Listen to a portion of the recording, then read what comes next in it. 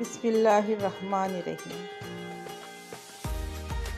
رسول اللہ صلی اللہ علیہ وسلم نے فرمایا، جو کوئی شب قدر میں ایمان کے ساتھ اور حصول ثواب کی نیت سے عبادت میں کھڑا ہو، اس کے تمام اگلے گناہ بخشی دیے جائیں گے، اور جس نے رمضان کے روزے ایمان کے ساتھ اور ثواب کی نیت سے رکھیں، اس کے اگلے تمام گناہ معاف کر دیے جائیں گے۔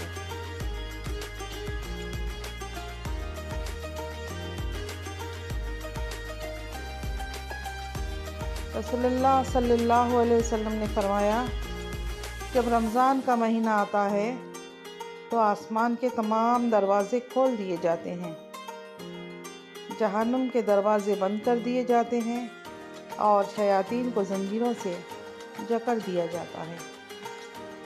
صحیح بخاری حدیث نمبر 1899 اور 1901۔